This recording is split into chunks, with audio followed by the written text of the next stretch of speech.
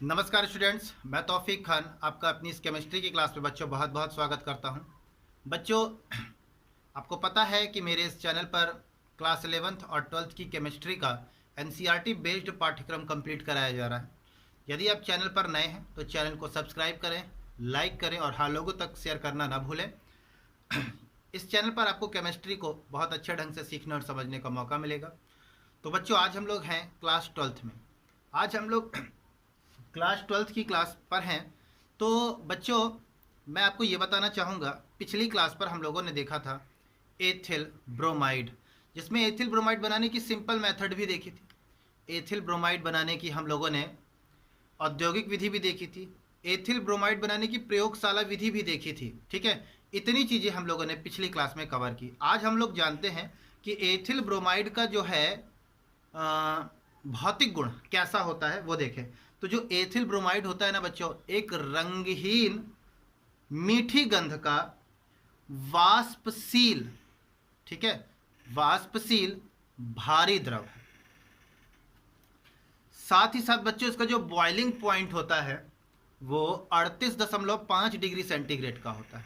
ठीक है, कहने का मतलब जो एथिल ब्रोमाइड है आपका, वो एक रंगहीन है। दूसरी बात, मीठी गंध का है। अगली बात, वाष्पशील है तथा भारी है, जल से भारी होता है बच्चों। तथा इसका जो बॉइलिंग पॉइंट होता है वो 38.5 डिग्री सेंटीग्रेड का होता है।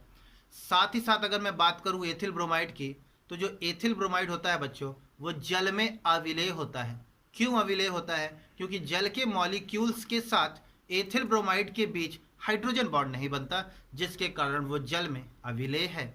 साथ ही साथ एथिल ब्रोमाइड कार्बनिक यौगिकों में विलेय है। यही है एथिल ब्रोमाइड का भौतिक गुण। बच्चों, हम लोग अब पढ़ेंगे एथिल ब्रोमाइड का रासायनिक गुण। तो बच्चों, रासायनिक गुण में कुछ भी नया नहीं है। आप लोग पीछे एल्किल हैलाइड का रासायनिक गुण पढ़ रहे थे। तो बच्चों, एल्किल हैलाइडों में पीछे मेरी वीडियो आपको पीछे मिल जाएगी, आपने देखा होगा पीछे भी क्लास में। तो एल्किल हैलाइड जितने भी हैं, उस एल्किल हैलाइड की जगह पर आप C2H5Br रख दीजिए RX की जगह पर। बाकी और जो दूसरा अभिकारक है उसके साथ अभिक्रिया कराते जाइए, वही आपका एथिल ब्रोमाइड हो जाएगा। एथिल ब्रोमाइड का रासायनिक गुण हो जाएगा। इसमें एक नेमिंग रिएक्शन है जो नाम पर आधारित है बच्चों। एक रिएक्शन जिसको बोलते हैं फ्रीडल क्राफ्ट अभिक्रिया, उसको देख लीजिए, वो इंपॉर्टेंट है, वो अलग है, उसको पीछे नहीं पढ़ा गया। तो बच्चों, फ्रीडल क्राफ्ट अभिक्रिया देखते हैं इसके अंतर्गत। फ्रीडल क्राफ्ट्स अभिक्रिया, ये देखेंगे फ्रीडल क्राफ्ट्स अभिक्रिया।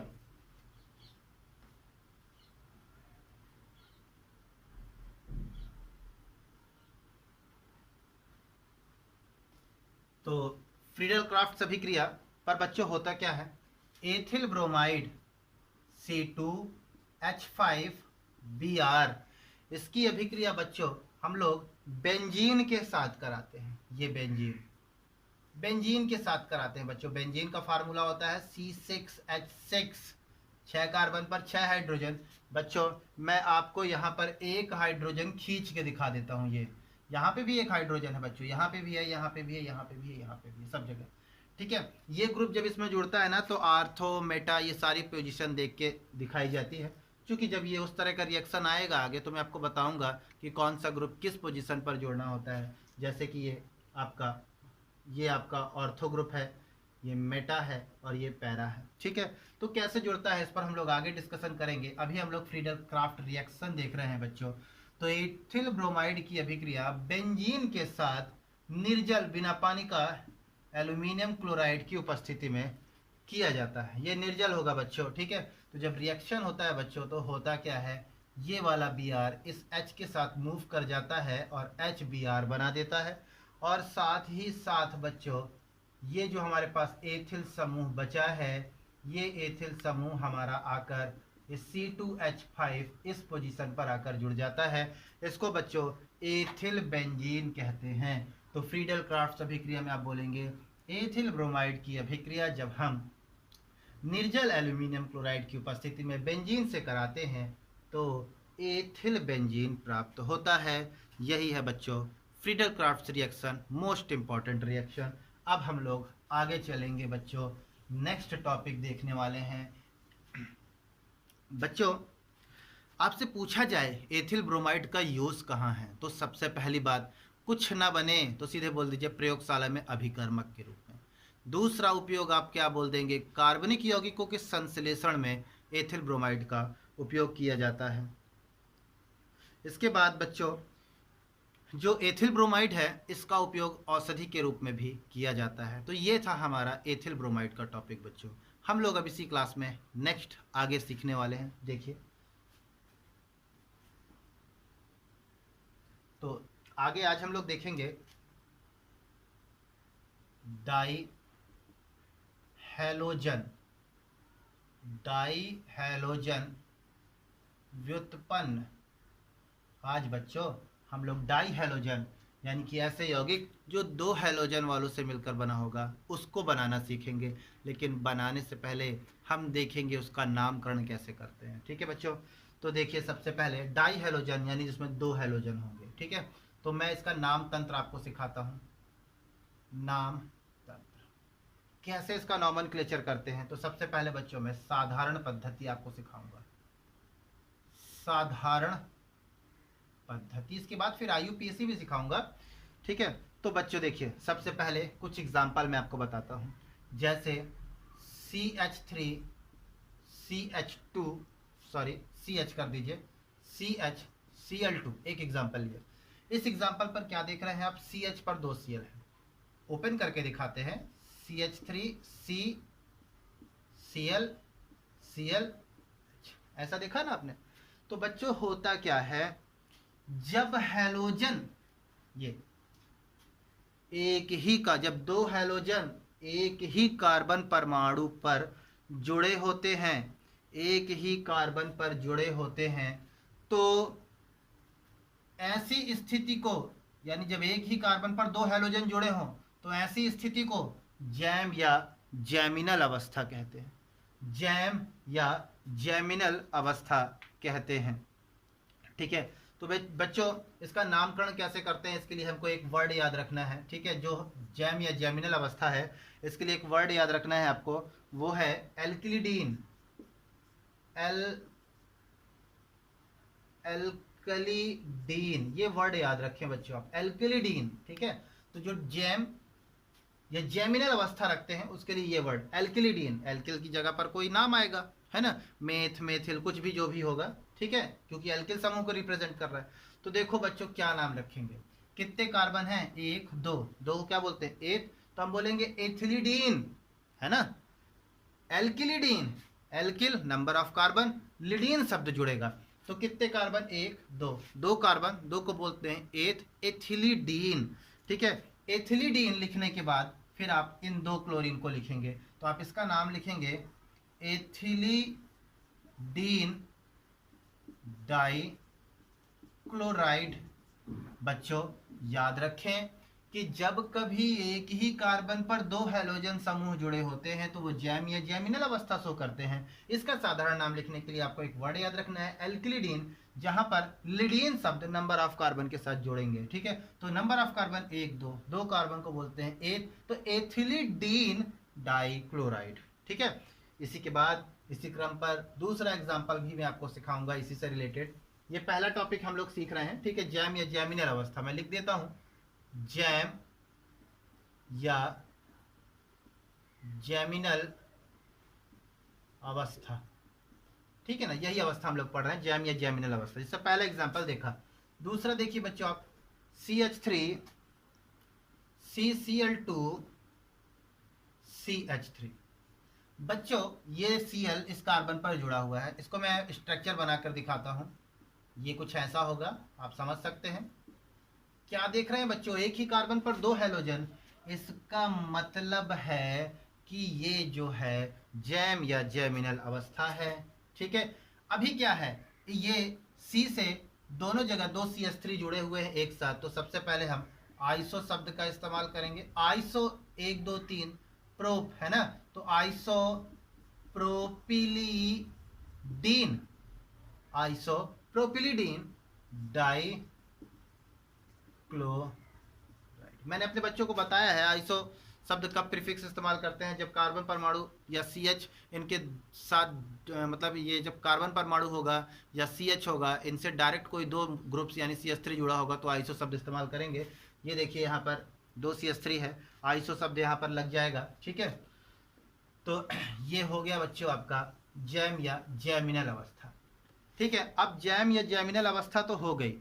अब कभी मतलब भाई एक कार्बन पर 2 हैलोजन जुड़ सकते हैं, हो सकता है उसी श्रृंखला में कहीं और भी जगह जुड़ जाए 2 हैलोजन। तो देखिए क्या अवस्था होती है। तो देखिए दूसरा पॉइंट देखते हैं। दूसरा, जब हैलोजन परमाणु, ठीक है, जब 2 कर देते हैं, जब 2 हैलोजन परमाणु निकटवर्ती कार्बन परमाणु से जुड़े होते हैं। ठीक है, जब 2 हैलोजन परमाणु बच्चों निकटवर्ती कार्बन परमाणु यानी पास पास 2 हैलोजन होंगे और एकदम पास पास वाले कार्बन से जुड़े होंगे, तो बच्चों जो अवस्था बनती है उसको विक या विसिनल, विक या विसिनल अवस्था कहते हैं। ये बच्चों आप याद रखेंगे। ठीक है, विक या विसिनल अवस्था कहते हैं। ठीक है, एग्जाम्पल देखते हैं बच्चों, थोड़ा सा ये याद रखेंगे। इसका जो नाम हम रखते हैं ना, जो विक या विसिनल अवस्था रखते हैं, उनका आप ये याद रखें, एल्कीन, उधर एल्किलिडीन था। ठीक है, तो एल्कीन डाई हैलाइड। बच्चों ये याद रखें, ये नाम तंत्र में ये वर्ड आपका सहायक है। जैसे उधर एल्किलिडीन आप याद रखे थे, ठीक है, जैम या जैमिनल के लिए, उसी तरह विक या विसिनल के लिए एल्कीन डाई हैलाइड याद रखें बच्चों, एल्कीन डबल बॉन्ड। ठीक है, तो बच्चों इसका एक एग्जांपल देखते हैं हम लोग। CH2 ClCH2 Cl क्या देख रहे हैं बच्चों, हैलोजन 2 तो हैं, लेकिन ये निकटवर्ती कार्बन से जुड़ा है। एक इससे जुड़ा है तो दूसरा इससे जुड़ा है, पास पास के कार्बन से। स्ट्रक्चर में आपको दिखा दूं तो कैसा होगा, देखिए ये, देखिए ये बिल्कुल ऐसा हो गया बच्चों। क्या देख रहे हैं, एक हैलोजन इससे है तो ठीक निकटवर्ती इससे जुड़ा हुआ है। ठीक है, तो बच्चों इसको हम बोलेंगे, ये विक या विसिनल अवस्था वाला यौगिक है, और इसका नाम रखने के लिए ये वर्ड याद रखेंगे। तो हम करते क्या है, नंबर ऑफ कार्बन 1 2, 2 कार्बन को बोलते हैं एथ, तो एल्कीन इन तो बोलेंगे एथीन। ठीक है, एथीन या एथिलीन। ठीक है, एथिलीन बोल दीजिए, 1 2, 2 carbon ethylene, alkene ethylene, ethylene. फिर क्या लिखेंगे, एथिलीन डाई क्लोराइड, ये इसका कॉमन नेम ऐसा लिखेंगे। ठीक है, इसी तरह एक और एग्जांपल मैं आपको इसका दिखाता हूं, नोट करते चले बच्चों। तो CH3 CHCl CH2 Cl, बच्चों Cl इस कार्बन से, Cl इस कार्बन से। स्ट्रक्चर देखेंगे बच्चों तो और अच्छा सा क्लियर हो जाएगा। ये देखिए, ये क्या देखा, ये क्लोरीन इससे जुड़ा है तो ठीक इसके निकट वाले कार्बन से एक और हैलोजन जुड़ा हुआ है, तो इसका मतलब ये विक या विसिनल अवस्था है। नामकरण करने के लिए 1 2 3, 3 कार्बन को बोलते हैं प्रोप, तो प्रोपिलीन है ना, propylene di chloride, propylene di chloride. तो बच्चों ये आपका दूसरा पॉइंट भी मैंने कवर किया, विक या विसिनल अवस्था। इसी क्रम में अब हम लोग आगे चलते हैं, साधारण पद्धति का आगे भी देखेंगे। तो आगे देखते हैं हम लोग बच्चों तीसरा पॉइंट। ठीक है, तो तीसरा पॉइंट देखेंगे। देखिए होता क्या है, कभी कभी जैसे एक एग्जांपल ले लेते हैं, CH2 Cl CH2 CH2 CH2 Cl। कभी कभी होता क्या है, तीसरी अवस्था, तीसरा नामकरण, कभी कभी हैलोजन क्या होता है ना, कोई कार्बन की जो श्रृंखला होती है, कार्बन की श्रृंखला में प्रत्येक सिरे में यानी पहले सिरे पर तो देखिए प्रत्येक सिरा, यानी इस साइड से चलते हैं तो इसका ये सिरा, इस साइड से चलते हैं तो इसका एक ये सिरा, ठीक है। तो क्या बोलते हैं, प्रत्येक सिरे पर, जैसे CH, ये H इसके साथ जुड़ा है क्लोरीन, फिर है CH2, ये वाला लिख रहा हूँ मैं, फिर ये लिख रहा हूँ, फिर मैं ये वाला लिख रहा हूँ। तो प्रत्येक सिरे में, एक सिरा ये है, एक ये सिरा है, प्रत्येक सिरे पर जब बच्चों हैलोजन समूह का जुड़ा होता है तो ये जो अवस्था होती है बच्चों, ये अल्फा ओमेगा स्थिति कहलाती है यौगिक की, अल्फा ओमेगा स्थिति कहलाती है बच्चों। तो जब इसका नामकरण करते हैं तो देखिए हम लोग क्या लिखेंगे वो सुनिए। तो इसका नामकरण करने के लिए एक वर्ड याद रखना है आपको, पॉलीमिथिलीन, पॉलीमिथिलीन डाइहैलाइड, ठीक है, पॉलीमिथिलीन डाइहैलाइड, ठीक है, ये है, ये वर्ड याद रखना है, ठीक है। तो थोड़ा सा बच्चों मैं कमेंट्स देख लेता हूँ। तो राजेश जी लिखते हैं कि सर समझ में आ रहा है जी, धन्यवाद, बिल्कुल आपको समझ में आएगा, आप बने रहिए, बिल्कुल समझ में आएगा। शुभांशी, आरती जी, बिल्कुल बिल्कुल आप लोग इसी प्रकार स्नेह बनाकर रखें, आप लोग बहुत अच्छे से ही पढ़ पाएंगे, सीख पाएंगे। तो हाँ बच्चों, ये वर्ड याद रखना है आपको, पॉलीमेथिलीन, ठीक है। अभी कमेंट्स बंद रखेंगे, बाद में हम लोग बात कर लेंगे, ठीक है। पॉलीमेथिलीन डाइहैलाइड, पॉली का मतलब बहुत सारे कार्बन होंगे ना जी, तो देखें, नहीं हाँ पॉलीमेथिलीन, ठीक है, पॉलीमेथिलीन, तो पॉली का मतलब क्या है, बहुत सारे, है ना। तो देखिए नाम लिखना होगा आपको, पॉलीमेथिलीन, जितने नंबर ऑफ कार्बन होंगे उस कार्बन की संख्या को गिनिए, 1 2 3 4। और जब इसका नाम लिखना है ना बच्चों, तो हम कैसे लिखेंगे, जब इस प्रकार की संभावनाएं आएंगी तो हम मोनो, डाई, ट्राई, टेट्रा, पेंटा, इस प्रकार के प्रीफिक्स यानी कार्बन की संख्या के लिए यूज करेंगे। तो 1 2 3 4, 4 कार्बन है तो 4 को बोलते हैं टेट्रा, तो हम लिखेंगे टेट्रा, बाकी फिर इसी को लिख देंगे टेट्रा मेथिलीन, ये याद रखें।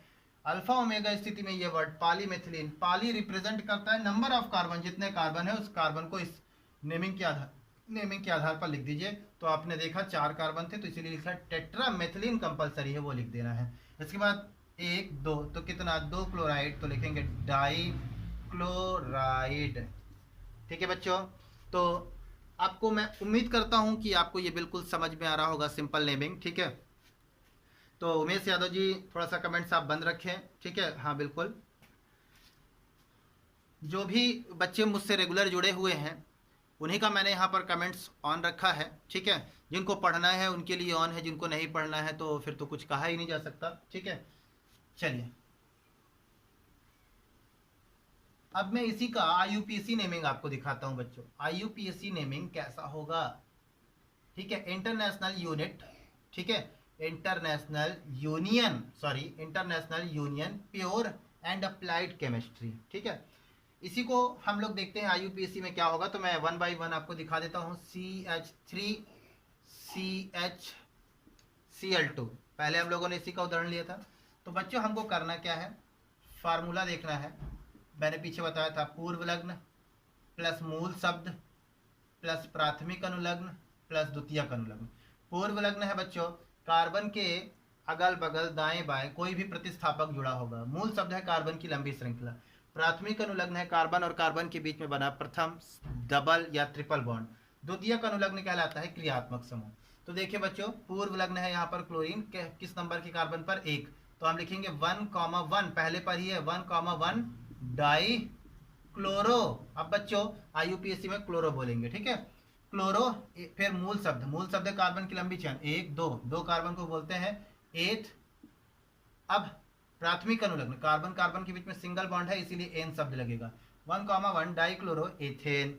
इसी प्रकार और देखते हैं CH2Cl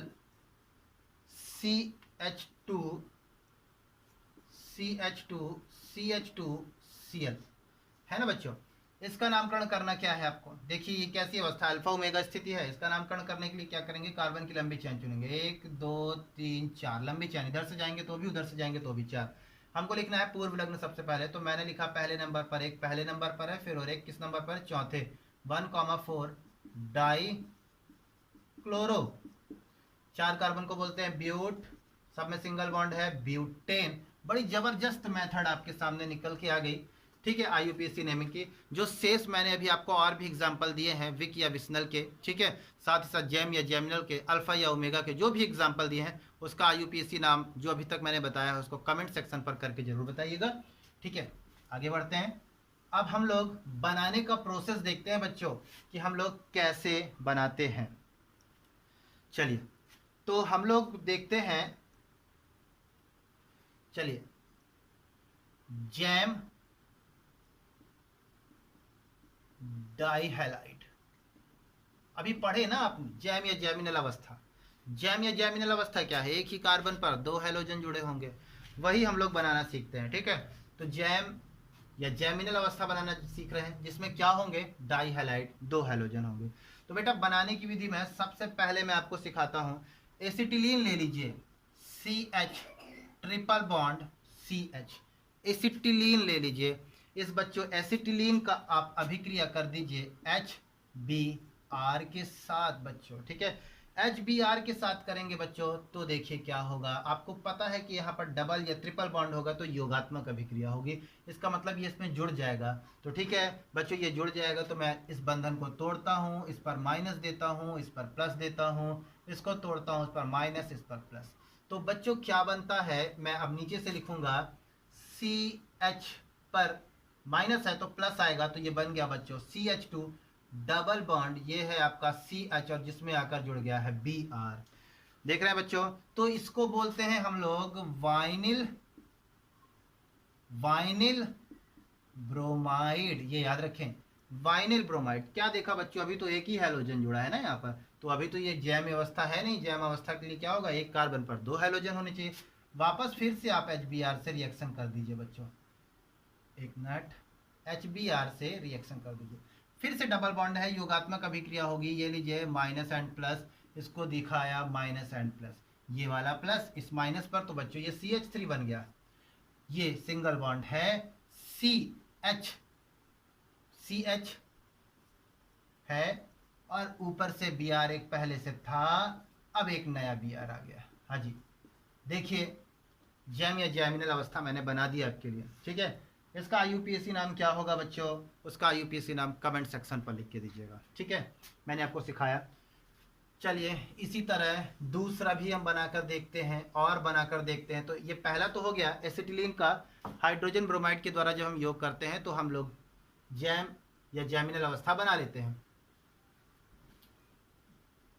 तो इसी क्रम पर आगे देखेंगे बच्चों, ठीक है।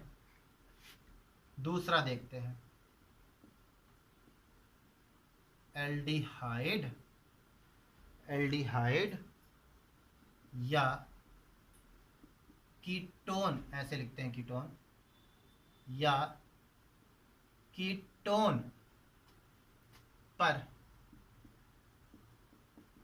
फास्फोरस, फास्फोरस पेंटा हैलाइड से क्रिया, है ना बच्चों। चलिए ठीक है, ऐसा भी हम लोगों ने इसको बनाया, बिल्कुल सही। अब इस पर हम लोग काम करेंगे, तो एक बार एल्डिहाइड पर काम करते हैं, एक बार कीटोन पर काम करते हैं। और रिएक्शन किससे कराते हैं, फास्फोरस पेंटाहेलाइड से। तो बच्चों मैं पहले एल्डिहाइड लेता हूँ, ठीक है, CH3CHO, यही होता ना CHO, ठीक है बच्चों। इसका हम लोग रिएक्शन करते हैं PCl5 के साथ, ध्यान देंगे PCl5 फास्फोरस पेंटाहेलाइड, ठीक है बच्चों। बच्चों करना क्या है, 2 क्लोरीन निकाल दीजिए और इसके साथ लगा दीजिए, 2 क्लोरीन निकालिए, इसके साथ लगाइए और इसको हटा दीजिए। तो 2 क्लोरीन निकला है, तो ये 2 ऑक्सीजन फास्फोरस के साथ डबल बॉन्ड बनाएगा, ये देखिए ये POCl3 देख रहे हैं आप, POCl3 फास्फोरिल क्लोराइड बोलते हैं इसको, फास्फोरिल क्लोराइड। ठीक है, अब है, आप कमेंट्स फालतू की ना करें, बस आप क्लास पर ही रहें, और नहीं मैं आपको कमेंट सेक्शन से बाहर कर दूंगा, रिमूव कर दूंगा। ठीक है, तो देखें POCl3 क्या देख रहे हैं आप, मैंने 2 क्लोरीन हटाया है ना, तो 2 क्लोरीन हटाने के बाद ये ऑक्सीजन जाकर इसके साथ जुड़ गया, POCl3 फास्फोरिल क्लोराइड। अभी 2 क्लोरीन है ना, वो 2 क्लोरीन आकर इसके साथ जुड़ जाएगा, क्योंकि डबल बॉन्ड था, हट गया, एक क्लोरीन यहाँ आ जाएगा, एक क्लोरीन यहाँ आ जाएगा, जैसा था वैसा मैं बना देता हूँ, अब आपको समझ में आ गया होगा। तो बना क्या, अब आगे जगह नहीं है, मैं नीचे से लिखता हूँ CH3C, फिर क्या आकर जुड़ा है बच्चों, क्लोरीन, ये लीजिए, और H तो पहले से था, क्या दिखा आपने, एक क्लोरीन पर 2 हैलोजन आकर जुड़ चुके हैं, एक क्लोरीन पर 2 हैलोजन आकर जुड़ चुके हैं, तो जैम या डाई हैलाइड अवस्था बन चुकी है। इसका IUPAC नाम कमेंट सेक्शन पर दीजिएगा। ठीक है, तो थ्योरी बन गई कि जब हम एल्डिहाइडों पर फास्फोरस पेंटाहेलाइड के साथ अभिक्रिया कराते हैं तो हमको जैम या जैमिनल अवस्था वाले यौगिक मिलते हैं तथा फास्फोरिल क्लोराइड बनता है। ठीक है, अभी बच्चों हम लोग कीटोन पर काम करते हैं, कीटोन का टॉपिक देखते हैं। ठीक है, तो कीटोन देखते हैं, CH3COCH3 फार्मूला होता है, ये देखिए डबल बॉन्ड O, इसका फिर से हम लोग PCl5। ठीक है, क्या करना है, वही है ना भाई, 2 क्लोरीन हटाइए, ऑक्सीजन हटा दीजिए, 2 क्लोरीन इसके साथ जोड़ दीजिए, O इसके साथ डबल बॉन्ड बना लेगा, POCl3, बचा क्या, 2 क्लोरीन आकर जुड़ गया भैया, CH3CCl। ठीक है, Cl, तो इसका IUPAC नाम आप कमेंट सेक्शन पर जरूर लिख के दिखें। ठीक है, चलिए आगे बढ़ते हैं बच्चों, अब हम लोग बनाना सीख गए, अब हम लोग बात करते हैं ये जो जैम डाई हैलाइड होते हैं ये कैसे हैं। तो जो जैम डाई हैलाइड होते हैं ना, ये मीठी गंध के होते हैं तथा रंगहीन द्रव है, मीठी गंध के रंगहीन द्रव हैं, ये याद रखें।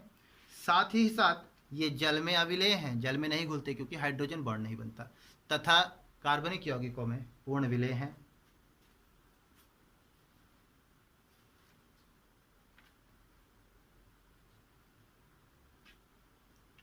चलिए अब आगे चलते हैं, इतना आपको समझ में आया होगा। ठीक है, मैंने गुण भी बताए आपको। चलिए अभी आपको रासायनिक गुण दिखाते हैं। ठीक है, रासायनिक गुण, केमिकल प्रॉपर्टी। ठीक है, तो रासायनिक गुण में मैं पहला पॉइंट दिखाता हूं, जैम या जैमिनल के लिए पहला KOH के साथ अभिक्रिया, KOH से क्रिया। ठीक है, तो देखिए एक ले लीजिए यौगिक CH3CHCl2, है ना, ये जैम या जैमिनल वाला, ये रिएक्शन करते हैं बच्चों KOH के साथ, रिएक्शन समझिएगा बस। तो बच्चों है क्या, क्लोरीन 2 है, OH कितना है, 1 है, यानी बंधन टूटेगा तो एक OH बनेगा, एक OH एक क्लोरीन को हटा लेगा। तो हम करते क्या है, इसके आगे 2 लगा देते हैं, तो 2 OH बना और 2 OH जाकर 2 क्लोरीन को हटा दिया, तो बना क्या, देखिए CH3COH, OH, 2 Cl बाहर हो गया, किसके साथ चला गया, पोटेशियम के साथ, 2 KCl बाहर हो गया।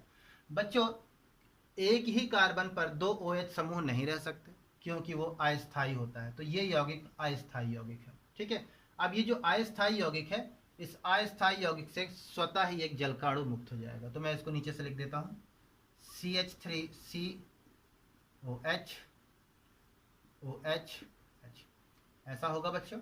ठीक है, तो देखें क्या होगा, ये जो OH खंड है ना, OH ये तो क्षार जैसा व्यवहार करेगा, तो ये OH जो होगा इसके OH के एक H को अपने साथ निकाल के बाहर ले जाएगा, तो क्या बना, OH, H के साथ मिला तो H2O, ये चला गया, तो ये OH बाहर चला गया, तो इसकी एक बैलेंसी फ्री हो गई, तो ऑक्सीजन इसके साथ डबल बॉन्ड बना लिया, CH3C डबल बॉन्ड OH, देखिए एल्डिहाइड बन गया। ठीक है ना बच्चों, तो ये आपको समझ में आया होगा रासायनिक गुण।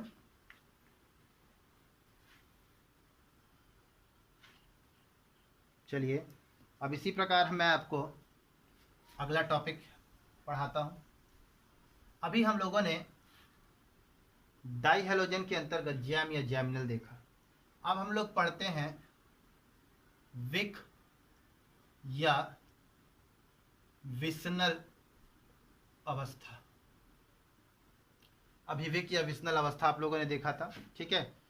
यानी कि क्या था, निकटवर्ती कार्बन से जुड़े थे, उसी को देखते हैं कि कैसे बनाते हैं। तो सबसे पहले बनाने की विधि में मैं आपको दिखाता हूँ।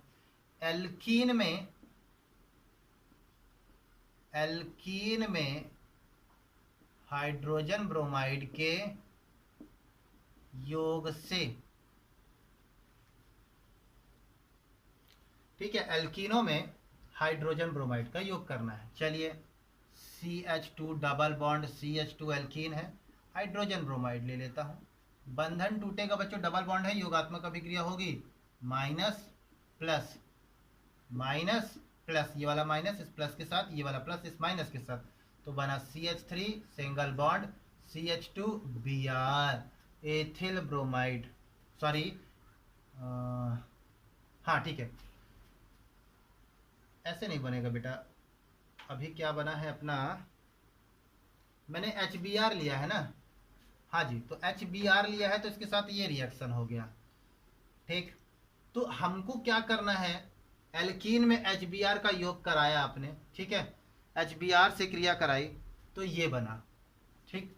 तो देखिए बच्चों, क्या इस रिएक्शन के अंतर्गत आपको विकिया विसनल अवस्था मिली।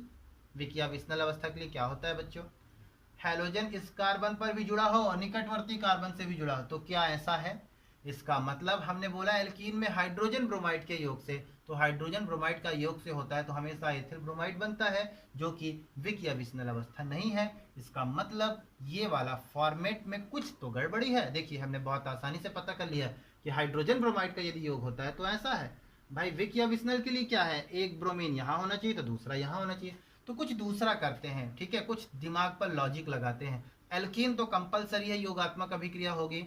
चलिए, CH2 देखिए, अब मैं इसकी गलती निकालना बता दिया, अब कैसे रिएक्शन की गलती निकाल लेंगे। प्लस हमको क्या चाहिए, 2 हैलोजन चाहिए ना, और 2 हैलोजन क्या चाहिए, निकटवर्ती कार्बन पर जुड़े होने चाहिए। तो एक काम कीजिए, फिर आप Cl2 लीजिए।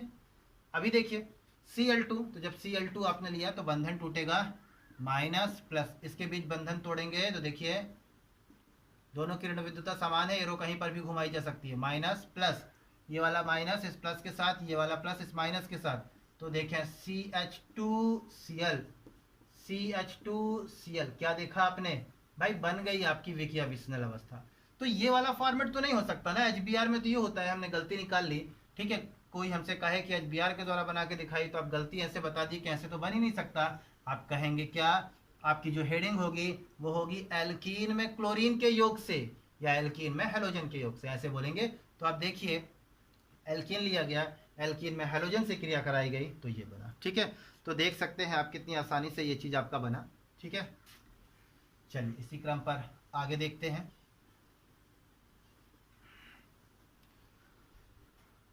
चलिए, अभी बनाने की विधि पर दूसरा पॉइंट मैं दिखाता हूं आपको। एथिलीन ग्लाइकाल में PCl5 से क्रिया। अब इसके द्वारा बच्चों हम विक या विकिनल अवस्था कैसे बनाते हैं। एथिलीन ग्लाइकाल का फार्मूला होता है बच्चों CH2OH CH2OH, ये ठीक है। PCl5 लेना है बच्चों हमको, PCl5, ठीक है, PCl5। तो बच्चों इसका जब रिएक्शन करेंगे, ठीक है, तो बनेगा क्या, CH2Cl, ठीक। इसके बाद आप नीचे से लिखते हैं, आगे जगह नहीं है, बनेगा POCl3 और बनेगा आपका HCl, ठीक है। इसके मॉलिक्यूल्स हो जाएंगे 2, इसके भी मॉलिक्यूल्स हो जाएंगे 2, 3 5 दूना 10 और 3 दूना 6 और इसके भी मॉलिक्यूल्स हो जाएंगे 10, ठीक है बच्चों। तो बच्चों, इस रिएक्शन का यदि मैकेनिज्म समझना है तो मुझे कमेंट सेक्शन पर बताइएगा, मैं इसका आपको मैकेनिज्म बहुत बढ़िया ढंग से समझा दूंगा, ठीक है। वीडियो लंबी होती जा रही है, आपको दिक्कत ना हो इसलिए मैंने इसको फास्ट रिएक्शन दिखा दिया है आपको। यदि आपको मैकेनिज्म में सीखना होगा तो ज़रूर बताइएगा, ठीक है। आगे देखते हैं। चलिए इसी क्रम पर हम लोग आगे बढ़ते हैं। विक या विस्नल अवस्था हम लोगों ने बना ली। तो बच्चों ये जो विक या विक यौगिक होते हैं, विक या विस्नल वाले यौगिक, ये भी मीठी गंध वाले होते हैं। साथ ही साथ रंगहीन द्रव हैं, इसमें कोई कलर नहीं होता, जल में अविलेय होते हैं। साथ ही साथ ये जो कार्बनिक यौगिकों में बच्चों पूर्ण विलेय होते हैं। तो आज की हमारी क्लास बच्चों यहीं पर समाप्त होती है। उम्मीद है आपको समझ में आया होगा। धन्यवाद।